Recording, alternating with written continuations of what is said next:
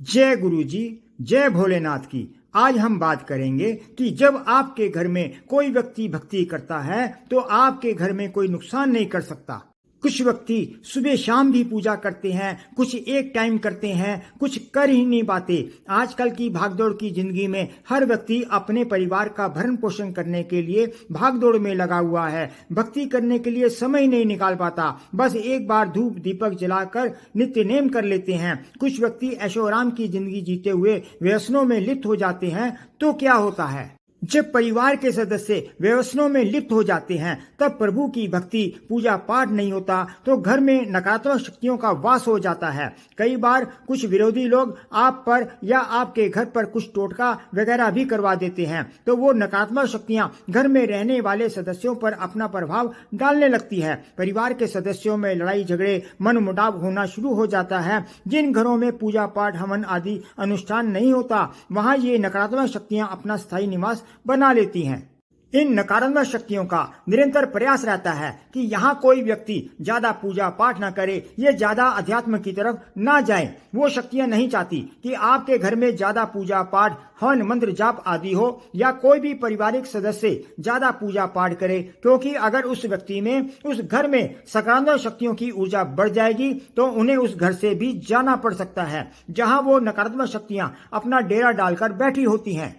ये नकारात्मक शक्तियां पारिवारिक सदस्यों को गलत चीजों में डाल देती हैं। जुए की तरफ डाल देंगी या तामसिक चीजों मांस मदिरा की तरफ उनकी ज्यादा रुचि बढ़ा देती हैं। उनकी भोग विलास आदि की तरफ ज्यादा रुचि बढ़ा देती हैं। उनका मन पूजा पाठ की तरफ उच्चाट होता जाता है। झूठ बोलना, पर स्त्री की तरफ रुचि लेना, गलत कार्यों से धन कमाना, इस तरफ उनकी रुचि होने लगती है। या मेहनत नहीं करना या काम धंधे की तरफ भी उनका मन नहीं लगता।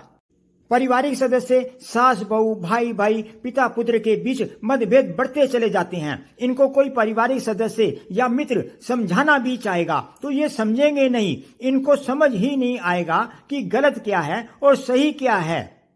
ऐसे में अगर आपके घर में कोई पारिवारिक सदस्य अगर ज्यादा पूजा पाठ अपने प्रभु का, अपने गुरु का या किसी भी देवी देवता के निमित्त पूर्ण श्रद्धा से पूजा पाठ मंत्र जाप करते हैं, ध्यान करते हैं, तो आप उनका अपमान ना करें कि इसका ध्यान पूजा पाठ पर ही लगा रहता है या इस पूजा पाठ से कुछ नहीं होने वाला।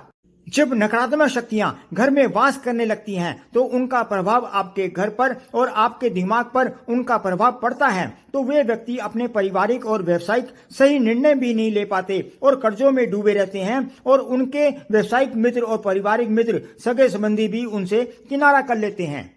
तो जैसे जैसे आपके घर का कोई एक सदस्य भी निरंतर पूजा पाठ करता रहता है, मंत्र जाप करता है, समय समय पर नियमित हवन आदि अनुष्ठान करता है, सात्विक जीवन जीता है, तो ऐसे में उसकी आध्यात्मिक ऊर्जा बढ़ती जाती है। उस व्यक्ति में सकारात्मक शक्तियों की ऊर्जा बढ़ती जाएगी, तो उन नकारात्मक शक्तियों का प्रभाव उस व्यक्ति पर नहीं पड़ता और उस घर पर भी उन नकारात्मक शक्तियों का प्रभाव घटता जाता है और दूर हो जाता है। और कोई आपके घर पर या किसी सदस्य पर भी कोई टोटका आदि भी करता है तो उसका असर आप पर नहीं पड़ता, आपके घर का कोई नुकसान नहीं कर पाता।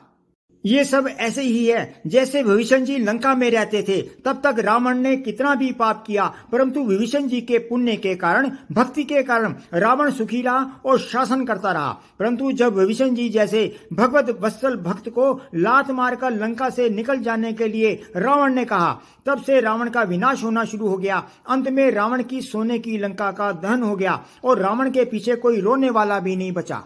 ठीक इसी तरह से हस्तिनापुर में जब तक विदुर जी जैसे भक्त रहते थे तब तक कौरवों को सुख ही सुख मिला, परंतु जैसे ही कौरवों ने विदुर जी का अपमान करके राजसभा से चले जाने के लिए कहा, तब भगवान श्री कृष्ण जी ने विदुर जी से कहा कि काका आप अभी तीर्थ यात्रा के लिए प्रस्थान करिए, कौरवों का विनाश होने का समय आ चुका है। और भगवान श्री कृष्ण जी ने विदुर जी को तीर्थ यात्रा के लिए भेज दिया और जैसे ही विदुर जी ने हस्तिनापुर को छोड़ा, कौरवों का पतन होना शुरू हो गया और अंत में राजपाट भी गया और कौरवों का वंश भी नहीं बचा।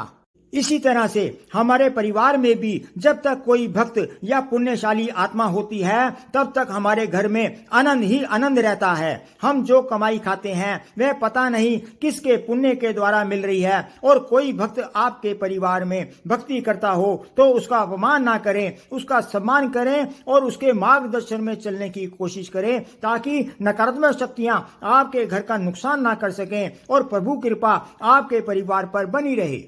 जानकारी पसंद आई हो तो चैनल को लाइक, शेयर और सब्सक्राइब करें और कमेंट बॉक्स में जय भोलेनाथ का जयकारा लगाइए। आज बस इतना ही, फिर मिलेंगे नई वीडियो में नई जानकारी के साथ। जय गुरु जी, जय भोलेनाथ की।